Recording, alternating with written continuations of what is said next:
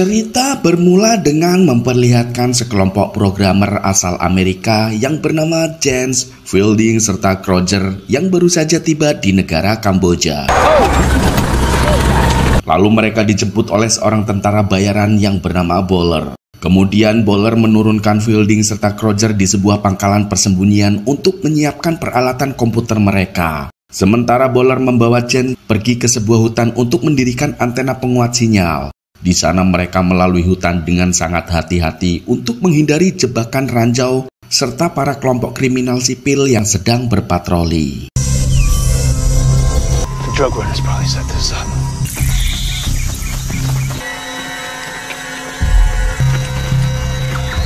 Di lain sisi, tidak jauh dari tempat itu, terlihat beberapa mahasiswa kedokteran asal Amerika tengah mengalami masalah pada mobil mereka setelah tanpa sengaja menabrak ranjau tajam yang tersembunyi di bawah tanah. It's already getting dark and Jordan's right. We Been on this road for like 5 hours. We haven't seen any. Dan karena mereka takut hari semakin gelap, para mahasiswa itu pun memutuskan untuk menemukan desa terdekat dengan berjalan kaki, di mana mereka sempat berpapasan dengan beberapa anak laki-laki yang menyergap mereka menggunakan tembakan dolanan. Jordan, why are you so mean to me?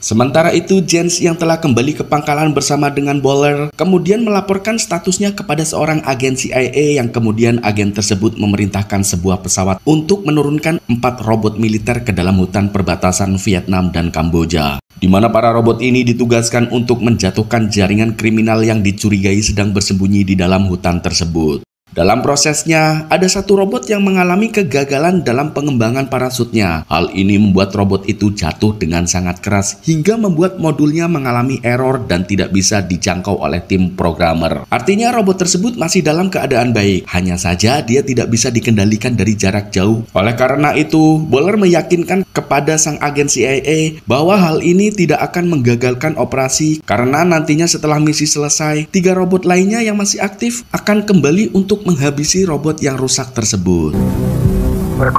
Sementara itu, para mahasiswa kedokteran akhirnya sampai di pemukiman terdekat dan disambut oleh seorang penduduk lokal bernama Keala, serta seorang turis Amerika lainnya bernama Mason, yang lebih dulu tinggal di desa ini. Tak lama datanglah sekelompok kriminal bersenjata yang marah dengan kehadiran para mahasiswa ini. Dan meski telah dijelaskan bahwa mereka adalah mahasiswa kedokteran, namun sang pemimpin tetap menolak kehadiran mereka dan ia pun memberikan tenggang waktu untuk para mahasiswa ini pergi dari desanya. Di lain sisi hutan, beberapa anak-anak dari penduduk setempat tanpa sengaja tiba di lokasi jatuhnya para robot. Kemudian salah satu anak yang bernama Leap mencabut modul komunikasi yang seketika itu membuat robot tersebut bangkit. Tentunya hal ini menyebabkan anak-anak itu lari ketakutan. Sementara si robot yang menyadari bahwa modulnya dibawa anak-anak tersebut, ia pun bergerak untuk mengejarnya. Di tempat lain, para teknisi yang berhasil menguji pergerakan para robot yang aktif kemudian mendapat program perintah baru dari agen CIA. Namun ketiga programmer ini segera menyadari adanya suatu misi rahasia yang tidak dijelaskan kepada mereka, yang pada akhirnya terungkap setelah ketiga robot itu mendatangi desa dan mulai membantai semua penduduk desa. Di sini terlihat Mason berjuang sebisa mungkin untuk membantu siapapun yang bisa dia selamatkan, termasuk sang pemimpin kelompok kriminal.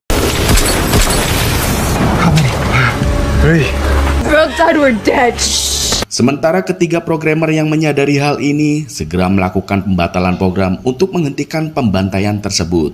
Karena memang dari awal tugas mereka hanyalah untuk menjatuhkan kelompok kriminal dan bukan membunuh para penduduk sipil. Namun Bowler langsung menodongkan pistolnya dan memerintahkan mereka untuk tetap melanjutkan tugasnya. Karena menurutnya dalam misi ini tidak boleh ada saksi. Sehingga membunuh para penduduk desa sudah termasuk dalam bagian program tersebut. Pada akhirnya para robot kembali beraksi dan mulai menembaki rumah-rumah yang ada di sana. Menyebabkan Mason serta yang lainnya berusaha melarikan diri lalu bersembunyi. Oh shit! Ternyata kemunculan warga Amerika yang mengejutkan ini sempat membuat agen CIA memerintahkan tim untuk berhenti. Dan setelah dilakukan penyelidikan, diketahui kalau Mason adalah mantan anggota pasukan khusus Angkatan Laut, sedangkan warga lainnya merupakan mahasiswa kedokteran. Namun meski begitu, berkat perintah dari orang yang lebih tinggi, sang agen CIA tetap memerintahkan tim untuk melanjutkan pembantaian, karena memang mereka tidak boleh menyisahkan satupun saksi, termasuk warga Amerika sendiri. That guy, turn them around, eliminate the witnesses. Dude, shooting is the highest threat. Can we change the objective? Kemudian ketiga robot itu melakukan pengejaran kepada Mason dan warga lainnya, hingga masuk ke dalam hutan.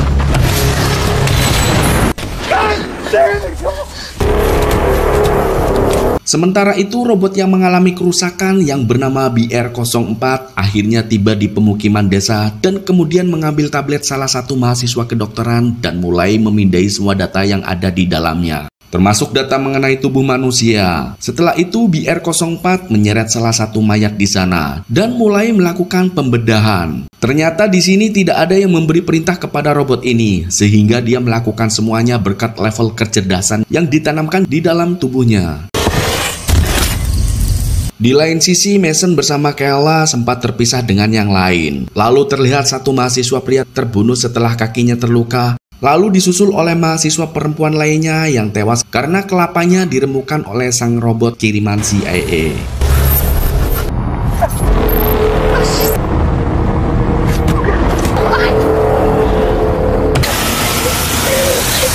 Di sini programmer pun tak bisa berdaya dengan keadaan ini. Di satu sisi, jika mereka menghentikan program robot, maka merekalah yang akan mati dibunuh oleh Boiler. Sementara jika mereka tidak menghentikan hal ini, maka korban dari warga Amerika lainnya tentu masih akan terus berjatuhan.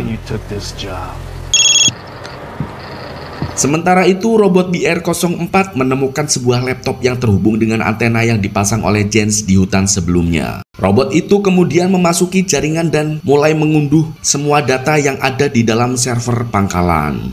Hal ini tentu saja membuat ketiga programmer mulai kebingungan karena mereka sama sekali tidak bisa menghentikan tindakan BR-04. Bahkan robot ini mampu menolak program penghancuran diri yang dikirim oleh para programmer. Karena merasa panik, Boiler lalu mencabut paksa semua kabel yang ada dan membuat semua robot mulai berhenti beroperasi.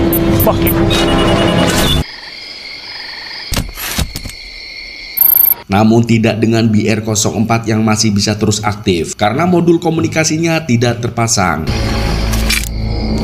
Akhirnya setelah melakukan perundingan dengan agen CIA, mereka lantas memutuskan untuk menulis program baru yang akan memungkinkan tiga robot lainnya untuk menghancurkan robot BR-04.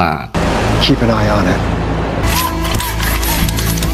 Di lain sisi, Mason yang merasa keadaannya mulai sedikit aman, dia lalu menggiring teman-temannya untuk kembali ke desa. Namun keputusan ini adalah tindakan yang salah, karena ada salah satu robot yang juga kembali ke sana. Dan dengan pengalaman sebagai pasukan khusus Angkatan Laut, Mason berusaha sekuat tenaga untuk membantu rekan-rekannya dengan menghadapi robot tersebut. Tak lama, Lea pun muncul dan menunjukkan modul yang ia temukan, berharap agar robot itu segera pergi dari pemukiman. Akan tetapi tindakan ini nyatanya tidak berguna, karena robot tersebut masih terus melakukan serangan.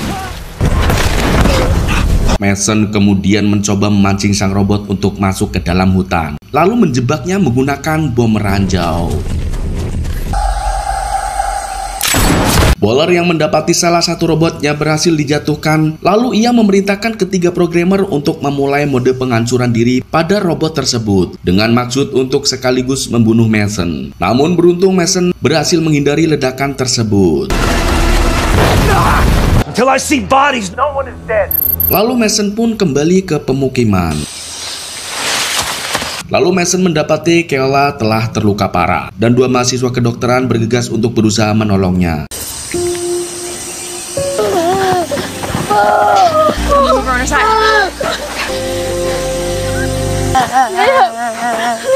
Di saat yang sama, dua robot yang tersisa akhirnya bertemu dengan BR-04 dan mulai melakukan serangan. Namun BR-04 melakukan perlawanan dan justru berhasil melumpuhkan satu robot lainnya.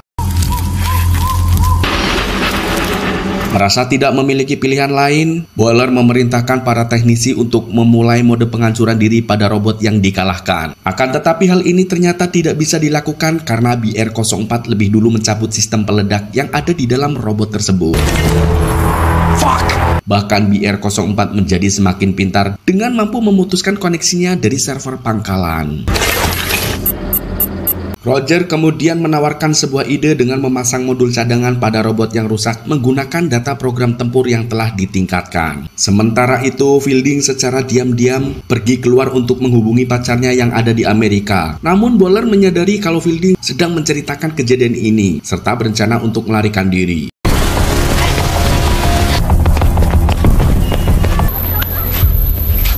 Kemudian Fielding dihabisi oleh Boiler.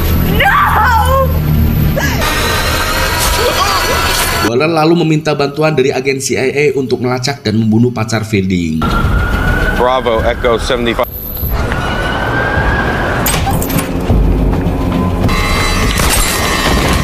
Setelah itu, Boiler memerintahkan dua programmer yang tersisa untuk berpindah tempat dan mengatakan bahwa Fielding telah melarikan diri.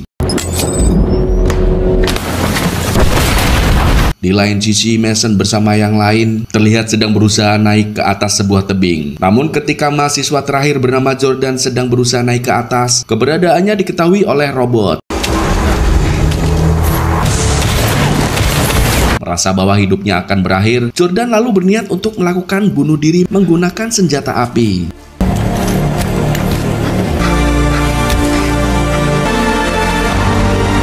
Beruntung rekannya yang berada di atas tebing mulai berteriak untuk mengalihkan perhatian si robot. Alhasil Jordan akhirnya selamat dan berhasil ikut naik ke atas tebing. Sementara itu, Boiler menunjukkan foto-foto keluarga dari para programmer untuk mencegah agar kedua programmer ini tidak melarikan diri. Boiler pun mengancam bahwa hal buruk akan terjadi kepada masing-masing keluarga jika Jens serta Roger melakukan tindakan yang melanggar. See everything happening in this room. Boiler kemudian pergi ke hutan untuk memasang modul baru pada robot BR-03 yang sebelumnya dikalahkan oleh BR-04. Dan setelah sistem peledak diri dimasukkan kembali ke dalam tempatnya, robot itu langsung berlari ke dalam hutan untuk mencari keberadaan BR-04. Sementara itu, Mason dan yang lainnya tiba di sebuah goa, tempat di mana mereka bertemu dengan seorang pria buta dengan wajah mengerikan. Setelah membiarkan pria tua itu pergi, Mason pun memutuskan untuk beristirahat di dalam goa. Dan ia sempat mendapat pesan dari Keala yang meminta agar Mason menjaga anaknya karena Keala merasa bahwa hidupnya tidak akan lama lagi. That's my responsibility. Keesokan harinya, keadaan Keala semakin memburuk dan tidak mungkin lagi bisa diselamatkan. Di saat yang sama, robot BR-02 yang masih di dalam kendali CIA muncul di dalam gua yang membuat Mason bertindak cepat dengan berusaha memancing robot itu untuk menjauh dari kelompok, dan beruntungnya melalui celah-celah gua, Mason berhasil menjebak robot tersebut.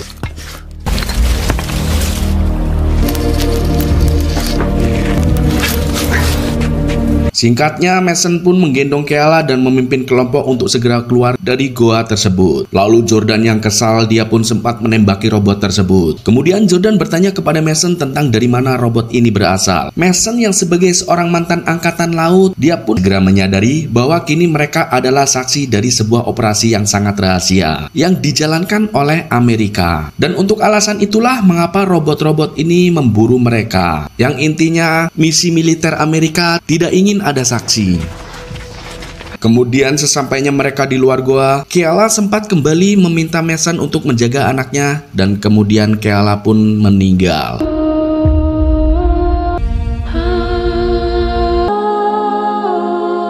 Setelah meninggalkan jasad Keala di sebuah reruntuhan, mereka kembali dihadapkan oleh robot BR-02. Sementara Mason dan Jordan akan berusaha menghalau robot tersebut. Setelah melayu-melayu dan umpetan, akhirnya mereka berhasil melarikan diri dan kembali berkumpul di hutan.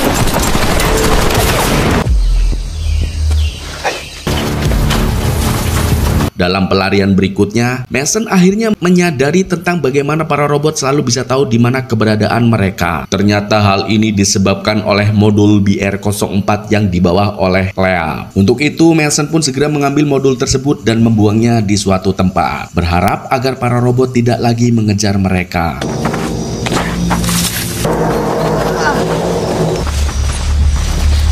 Namun hal itu ternyata tidak berhasil karena agen CIA memerintahkan para programmer untuk menyalakan sebuah program yang memungkinkan para robot untuk melacak target melalui jejak kaki. Sehingga sekali lagi robot BR-02 berhasil menemukan keberadaan mereka dan mulai menyerang Mason serta rekan-rekannya. Mason pun berusaha sekuat tenaga untuk menyelamatkan Lea dari cengkeraman BR-02. Di saat yang tepat, BR-04 muncul dari belakang dan langsung menghancurkan robot BR-02. Detonate them! Setelah itu BR-04 mendatangi Mason dan mulai menanyakan namanya menggunakan suara manusia. BR-04 pun menanyakan mengapa Mason lebih mengutamakan nyawa bocah itu daripada nyawanya sendiri. Sang robot terus bertanya tentang apakah dia juga bisa hidup seperti manusia. Namun renungan filosofinya ini kemudian terganggu dengan kemunculan BR-03 yang datang bersama Bowler. It's a show. Important.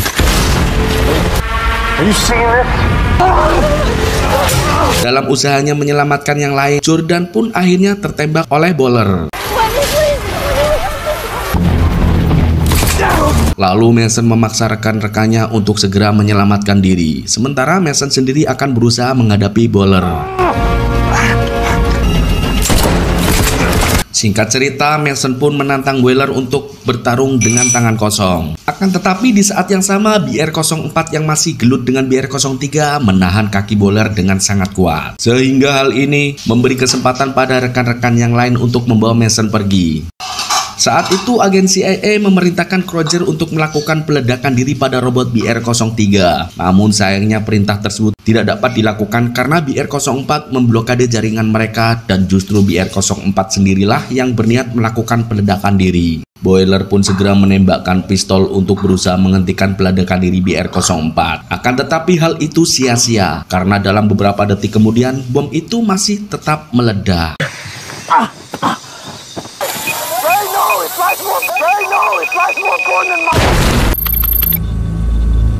Kejadian ini tentu membuat agen CIA marah besar, lalu menghabisi Jens dan Kroger menggunakan bom jarak jauh yang ada di dalam ruangan, karena dia tidak mau ada saksi yang tersisa.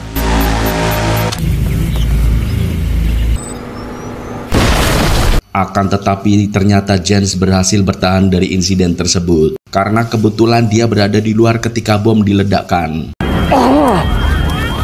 Sementara itu, para mahasiswa kedokteran selamat keluar dari hutan bersama Mason yang telah berhasil mewujudkan permintaan terakhir Keala untuk menjaga Lea. Film kemudian diakhiri dengan sebuah pabrik pembuatan robot di mana BR-04 ternyata berada di sana. Dan film pun berakhir. Terima kasih sudah menonton. Nantikan alur cerita film menarik lainnya bersama SB Movie.